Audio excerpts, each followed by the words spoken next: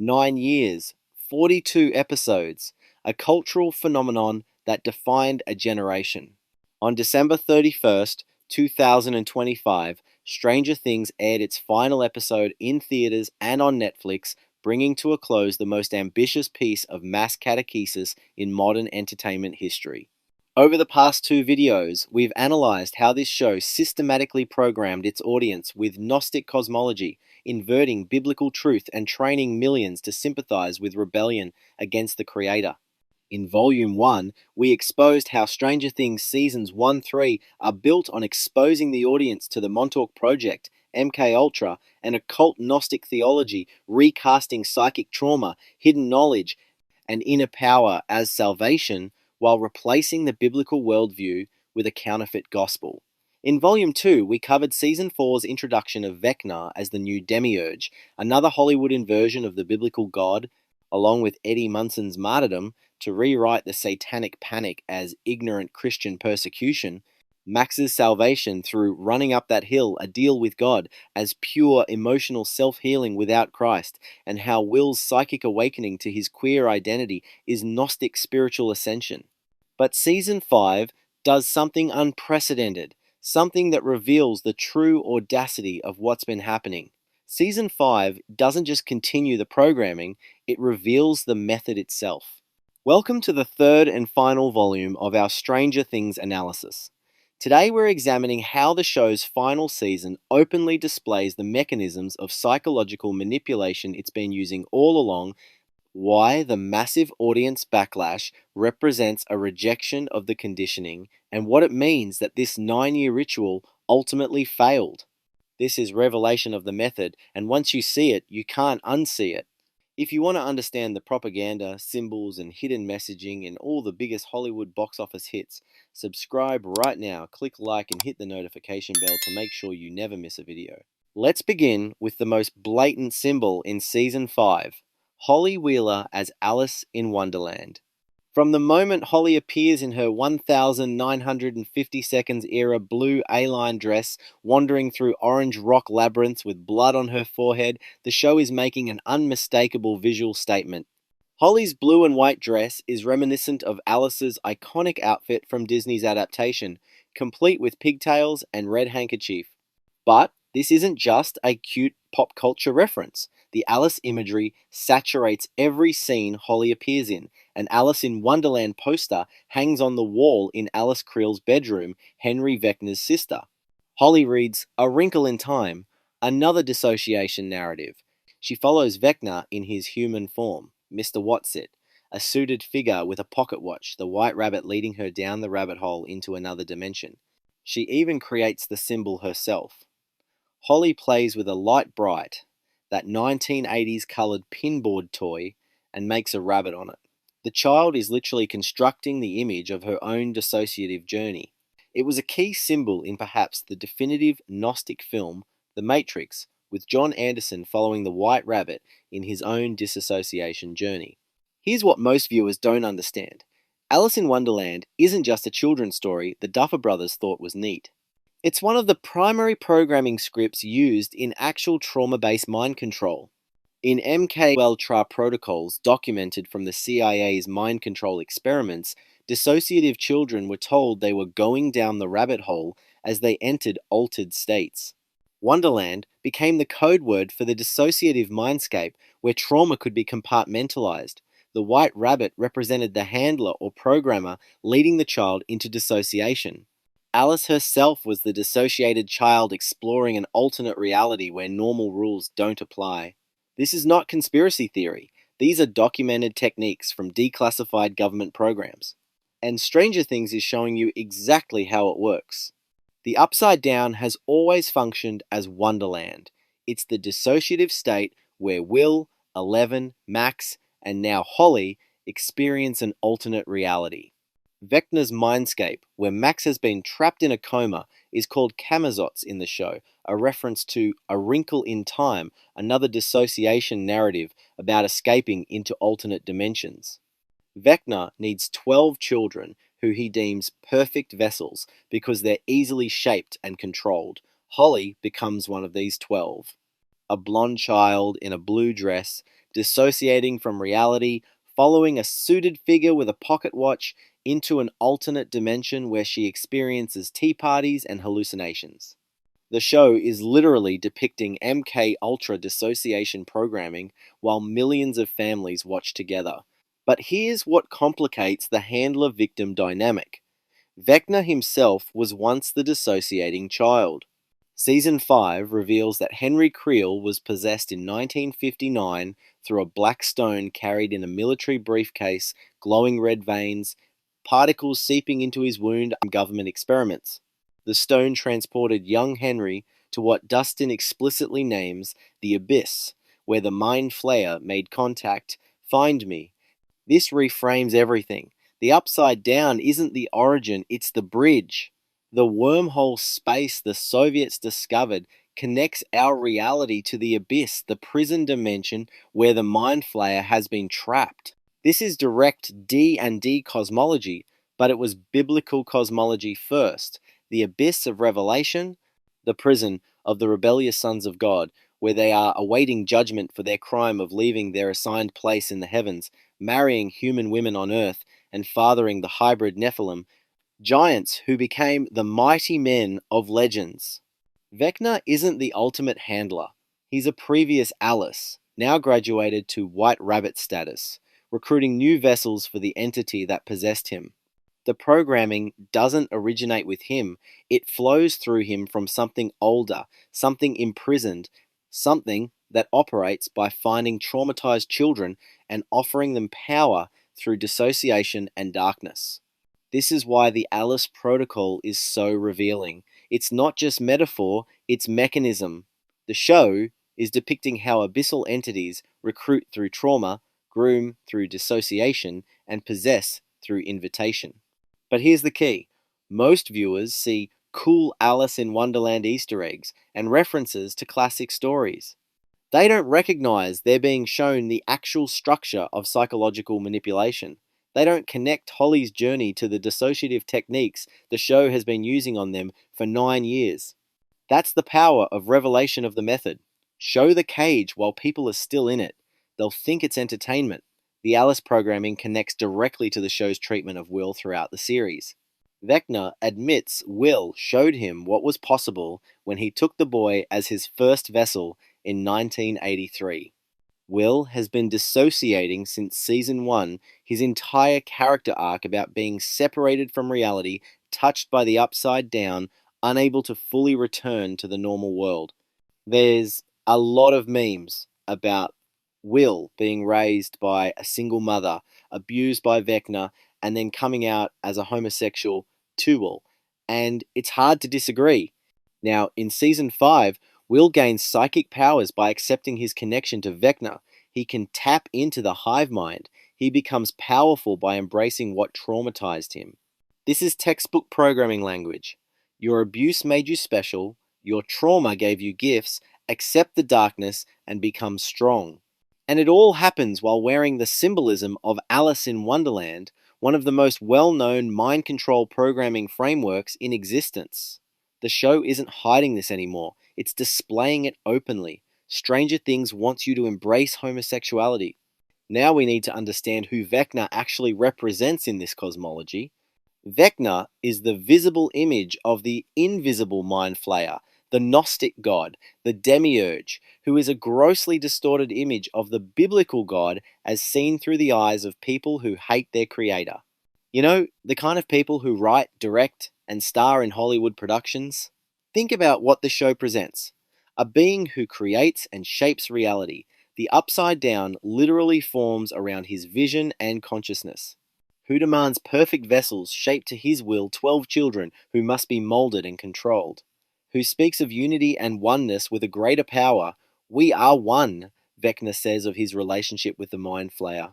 Who judges and punishes based on trauma and guilt, targeting victims like Max, Chrissy, Patrick, and Fred for their wounds, who offers power through submission to a collective consciousness, the hive mind, who wants to merge his realm with Earth, bringing his kingdom into permanent manifestation in material reality. And what does he look like? Monstrous, flayed, wounded, exposed muscle and sinew. Suspended in the upside down by tentacles in crucifixion posture, but ruling from that position to corrupt the world, not dying in it to heal the world. This is Hollywood's mockery of Jesus Christ, the biblical God. The show gives you a sympathetic origin story, Henry Creel, the abused, misunderstood child who was punished for his differences, who gained power through his trauma, who discovered he was one with a greater entity in the abyss, and then it reveals what he becomes, a tyrannical figure demanding submission, shaping children into vessels, merging realms by force. Strip away the religious language, the show suggests, and this is what your loving father actually is, a wounded, monstrous thing that wants to consume everything into its hive mind collective. Let me show you the structure they're presenting. The Mind Flayer functions as a mockery of God the Father, the originating entity within the abyss, the show's version of a spiritual realm, and one that is biblically a prison implying crime and corruption.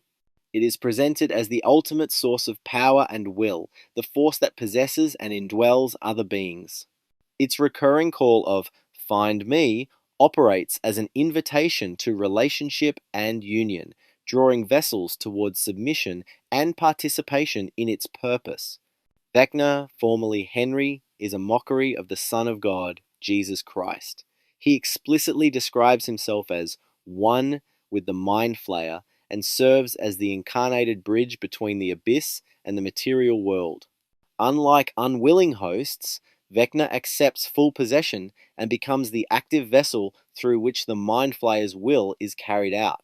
He recruits disciples, performs the work on earth, and mediates between realms, while his visual design reinforces this role through crucifixion-like imagery, flayed flesh, crown-shaped ridges, and a suspended, ruling posture. The hive mind is a mockery of the Holy Spirit. It is the shared consciousness that connects all vessels, the animating power that flows through and between the possessed. This force indwells those who join the collective, unifying them into a single will. Through connection to it, individuals, most notably the 12 children, receive their gifts, signaling empowerment through participation in the collective presence. This is anti-Trinity theology. Father, Son, Spirit inverted and made monstrous. And Vecna's plan is explicitly messianic in structure. Merge the abyss with earth. Bring the imprisoned entity into permanent manifestation in material reality. Establish rule in all realms simultaneously through a collective consciousness. Recruit 12 perfect vessels, easily shaped, traumatized children to become the foundation stones of this new order. Does this sound familiar? Jesus Christ will return to unite heaven and earth into one unified new creation. He will bring resurrected saints into bodily glorification. He will establish kingdom rule in all realms simultaneously across all nations from Jerusalem. And his 12 apostles are the foundation stones of the New Jerusalem witnesses who freely chose to proclaim his gospel. The Mind Flayer isn't Satan. It's the show's version of God the Father. Vecna isn't the Antichrist. He's the show's version of God the Son. And the heroes don't worship this figure, they war against and kill it. Will uses his powers to freeze Vecna. Eleven throws him on a spike. Joyce beheads him with an axe. They destroy his realm with a bomb. They close the doorway to the abyss permanently. This is a story about defeating the God himself, about heroes who reject the demanding deity, refuse to become his vessels, and destroy his kingdom. This is full Gnostic theology. The material world is a prison. The God who made it is a monster. And liberation comes through Gnosis hidden knowledge that lets you see the true nature of the divine and reject it. The show spent 9 years teaching viewers to sympathize with rebellion against the Creator by making the Creator look like Vecna. When Henry Creel rejects his father's control, when he kills his family, when he embraces the Mind Flayer's power, the show frames this as liberation, as awakening, as seeing through the lies of authority and claiming authentic power. When Eleven refuses to join Vecna, when the kids fight back, when they destroy the Upside Down, the show frames this as heroism, as resistance against tyranny, as defeating the monster god who wanted to merge realms and control everything. The false dichotomy is the poison. Either submit to the tyrant god or rebel and destroy him. Either become a vessel in the hive mind or fight for individual autonomy. What's completely absent is the actual biblical God, the one who doesn't demand we become perfect vessels shaped by trauma, but who restores his image in us through grace. Who doesn't merge realms by force, but who unites heaven and earth as an act of love. Who doesn't look monstrous when you see his true face, but whose glory is so beautiful that we'll spend eternity unable to look away. The show gives you a monster and calls it God, then gives you heroes who kill that monster and calls it liberation. It's almost like the show was written by Satan himself. And here's where the poison does its deepest work. Look at who Vecna targets. Max, consumed by guilt over Billy's death. Chrissy, traumatized by her mother's abuse. Patrick, carrying his father's violence. Fred, haunted by a car accident. These aren't random victims. They're the broken, the traumatized, the ones carrying wounds. And look at what he offers them. Not healing, not restoration, but power through their trauma. Your pain makes you special. Your darkness gives you strength. Accept what hurt you and transcend it. Join me and become more than human. This is exploitation wearing the mask of liberation. It's taking broken children and shaping them into vessels by telling them their brokenness is actually power if they'll only submit to his will.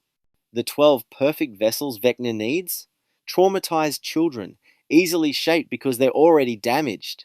Malleable because they're desperate. Perfect because their wounds make them controllable. Now here's the question the show wants you to ask. Isn't this what your God does? Doesn't he target the broken? Doesn't he demand submission? Doesn't he want to transform you? Doesn't he call the traumatized to give up their autonomy and become his vessels? The show gives you Vecna, a being who exploits trauma to create perfect vessels and whispers. Strip away the religious language, and this is what your demanding deity actually is. But here's the truth that's completely absent from the show's framework. Jesus Christ heals the broken. He doesn't exploit them. Yes, he seeks the traumatized, the wounded, the guilty. Come to me, all who are weary and heavy laden. But he doesn't offer power through your trauma. He offers healing from your trauma. He doesn't shape you into a perfect vessel by exploiting your wounds. He restores you to full personhood by healing them. Vecna says, your trauma makes you special. Accept the darkness and become my vessel. Christ says, your trauma doesn't define you. Bring it into my light and become whole. Vecna strips away autonomous will to create perfect vessels shaped by pain. Christ restores autonomous will so you can freely choose to become his image bearer. Vecna demands you embrace what wounded you and find power in it. Christ calls you to die to what wounded you and rise new without it. One is exploitation, one is love, and Hollywood has spent 9 years training viewers to see them as the same thing. This is why the Vecna as God mockery is so poisonous. It takes the vulnerable places in human hearts, the trauma, the guilt, the brokenness, and says, see how the demanding deity exploits these? See how he shapes perfect vessels from wounded children? See how he uses their pain to control them? And millions of viewers absorb this framework. Authority that demands transformation must be abusive. Power that seeks the broken must be exploitative. A father who wants vessels must be a monster. Therefore, resist, rebel, fight, maintain your autonomy. Don't let anyone, not even God, transform you into what he wants. Because look what that actually means. Look at Vecna. The show never presents the possibility that the one with ultimate authority might actually love you, that his transformation isn't exploitation but restoration, that his call to become his vessel isn't slavery but liberation, that submitting to him doesn't strip away your personhood but fulfills it.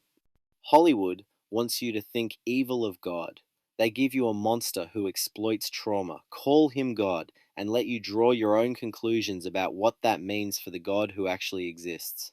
And when the heroes kill Vecna, when they destroy his realm, when they close the doorway and reject his vision, the show frames this as heroism, as resistance against tyranny, as refusing to become perfect vessels shaped by a demanding deity's will, and the audience celebrates it all. The message is clear. Any god who has power over you and wants to transform you is a monster, and monsters must be destroyed. Now we come to the scene that broke the internet and tanked the show's ratings. Will Byers' coming out speech in Episode 7, The Bridge. Episode 7 became the lowest rated episode in the series history at 5.4 out of 10 on IMDb, while most episodes range between 8.6 and 9.2. The season's audience score on Rotten Tomatoes plummeted to 56% compared to previous seasons averaging over 86%. Comparisons to Game of Thrones' reviled finale flooded social media. But here's what almost no one noticed in the backlash. Will's entire coming out monologue takes place on a black and white checkerboard floor. I want you to understand something. This is not accidental set design. This is not a random artistic choice. The checkerboard floor is one of the most significant symbols in occult and Masonic tradition, and its presence in this scene transforms what appears to be a personal moment into a public ritual. In Freemasonry, the checkered floor appears in every lodge temple. It represents duality, light and darkness, material and spiritual, masculine and feminine, the earthly and the divine. The floor is called the Mosaic pavement, and it marks sacred space where transformation occurs. It symbolizes the initiate's journey between opposites, the navigation of dualities on the path to enlightenment. In Gnostic traditions, the black and white squares represent the binary world of the demiurge, the false god of material creation.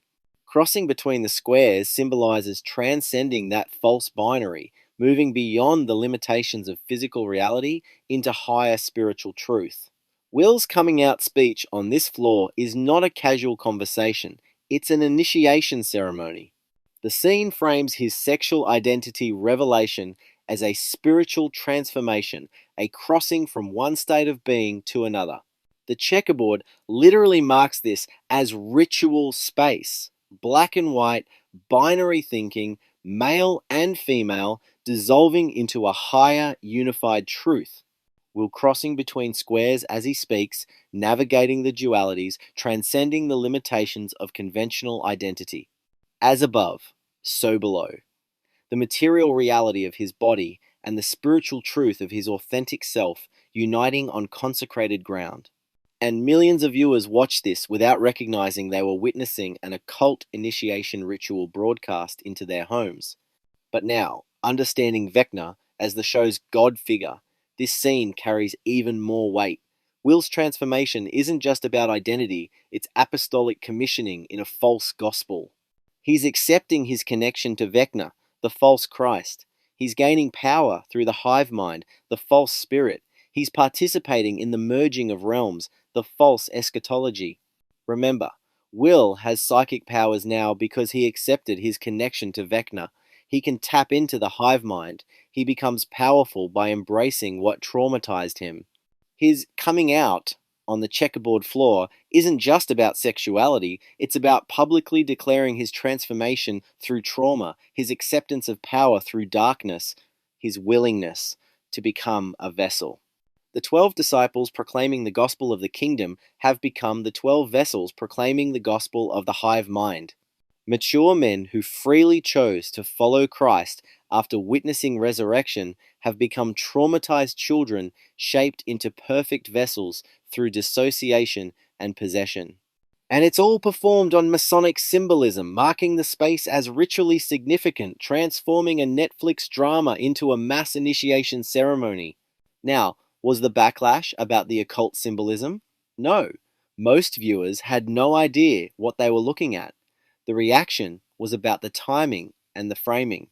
Much of the backlash wasn't about Will being gay, but about the 10-minute monologue interrupting climactic action right before the finale. People felt manipulated. They felt like the show was prioritizing a message over storytelling. They felt like something was being forced on them that broke the narrative flow. What they were experiencing, without having language for it, was resistance to the programming itself. For 9 years, Stranger Things embedded its ideology naturally into the story. The Gnostic cosmology felt organic. The inversion of biblical symbols seemed like creative storytelling.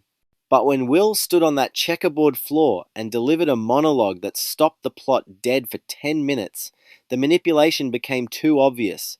The ritual became too blatant. The programming broke the surface.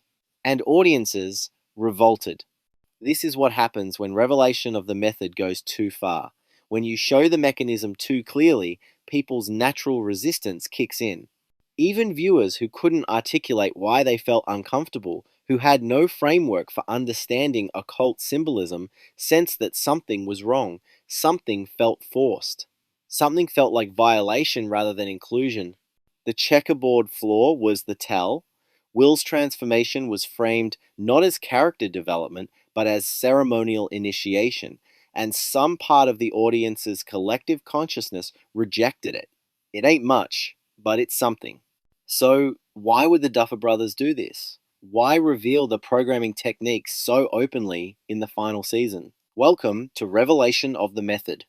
This is an occult principle documented in esoteric traditions where the perpetrators of psychological manipulation openly display their techniques, knowing that most people won't recognize what they're seeing. The revelation increases the power of the working. It demonstrates dominance. It says, "We can show you exactly what we're doing, and you still won't understand. You'll continue to be pacified. You'll even celebrate it." Michael Hoffman wrote about this in his work on psychological warfare. When those conducting mass manipulation reveal their methods openly, it serves multiple purposes. First, it creates a sense of inevitability and helplessness in those who do recognize it. They're showing us, and no one cares. Second, it establishes a hierarchy of knowledge. Those who see become separate from those who don't, creating division and isolation. Third, and most importantly, it completes the ritual. The working isn't finished until it's been made public, until the technique has been revealed and the victims have accepted or failed to respond to the revelation. Stranger Things Season 5 is Revelation of the Method.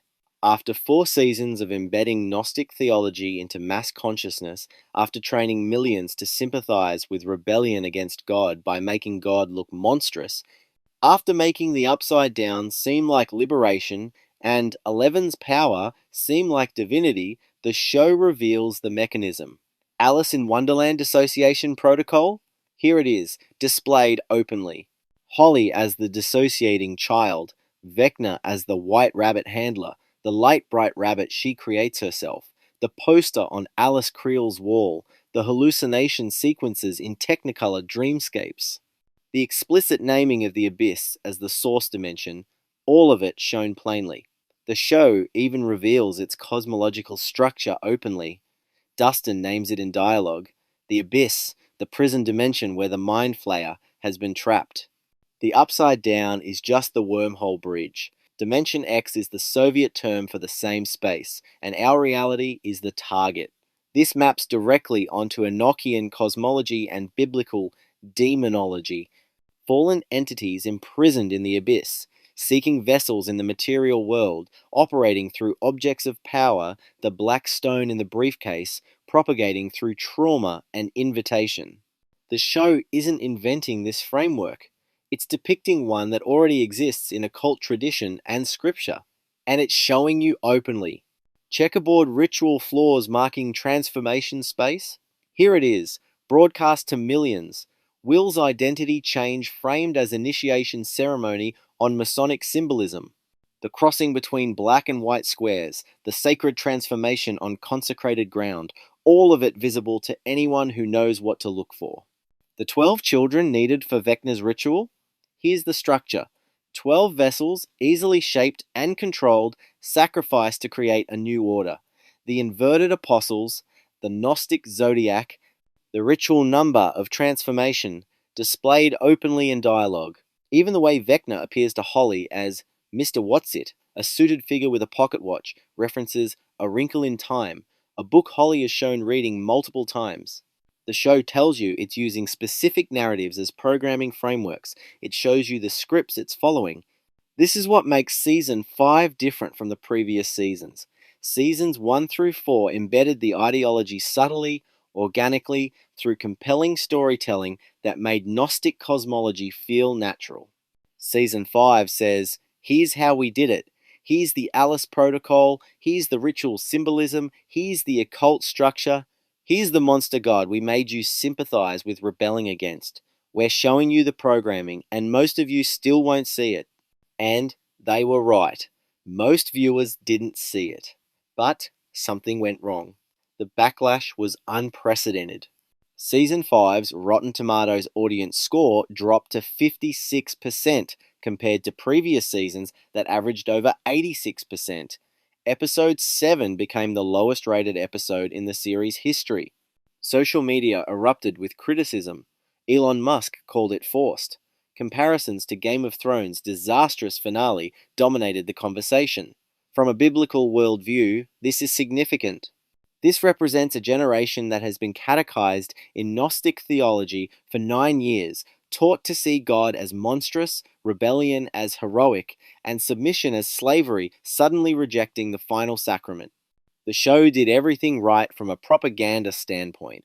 It built sympathy slowly. It inverted Christian symbols gradually. It made rebellion seem heroic and submission to God seem like slavery. It taught millions of children that they could become divine, that reality could be reshaped by will, that darkness was just misunderstood light. It gave them a monster god to rebel against and called that liberation. But when it came time to complete the ritual, when the programming became too overt, when the manipulation was revealed too nakedly, the audience revolted. Why? I believe it's because somewhere deep in the human conscience, made in the image of God, there's a recognition of truth that no amount of programming can completely erase.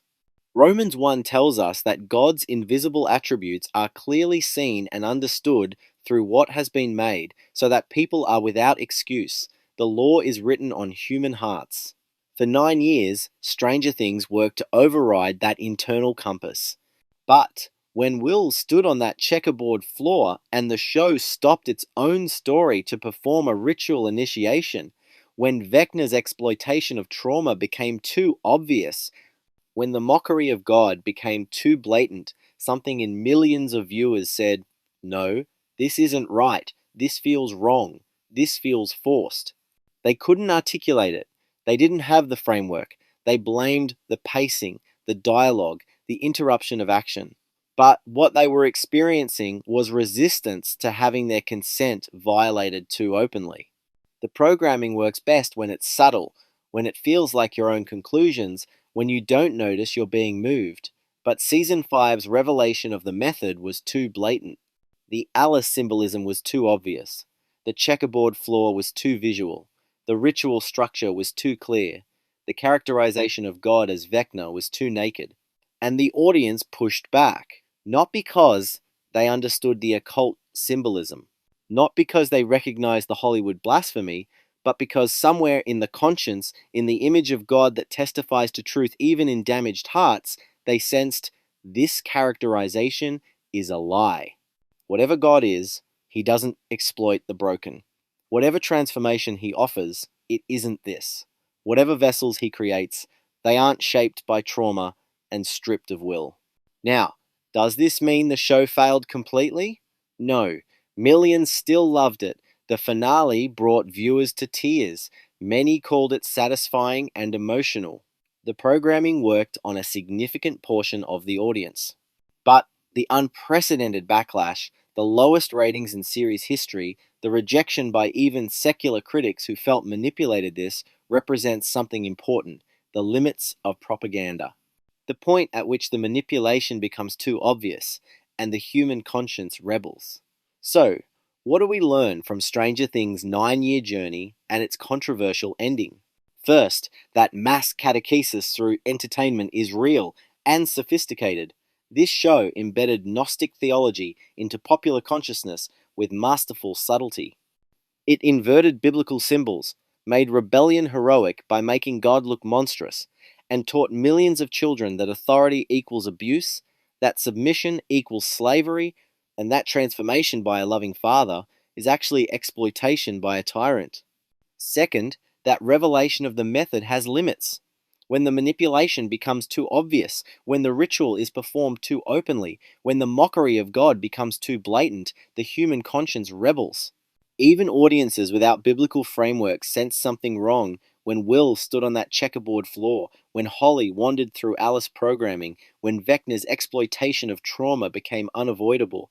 The cage became visible, and people rejected it. Third, that incomplete catechesis fails to transform. For all the show's power and cultural impact, it couldn't complete the full Gnostic working. The ending pulled back into conventional morality. The monster god was defeated. Order was restored. The radical transformation the show was building toward didn't materialize. Fourth, and most importantly, that there is something in the human heart, even in hearts that don't know Christ, that resists total deception. Not because we're good, but because we're made in God's image. That image, though marred by sin, bears witness to truth. It cannot be fully erased. Romans 1 says, "For what can be known about God is plain to them, because God has shown it to them. For his invisible attributes, namely his eternal power and divine nature, have been clearly perceived ever since the creation of the world in the things that have been made." The law is written on hearts, and sometimes, even when people don't recognize God's law as such, they respond to it, they feel discomfort, they push back, they say something about this is wrong without being able to explain what. That's what happened with Stranger Things Season 5. Millions of people who had accepted the show's ideology for 4 seasons suddenly rejected the final volume, not because they understood the occult symbolism, not because they recognized the Alice dissociation protocol, or the checkerboard ritual flaw, or the anti-Trinity structure, not because they saw Vecna as Hollywood's mockery of God. This was the Frank Fox being frank about how popular culture, Hollywood, and the entertainment industry invert the truth of Scripture to lead people away from Jesus Christ. If you like this content, please subscribe, click like, and hit the notification bell so you don't miss future uploads. And may God bless you in the knowledge of His Son, Jesus Christ.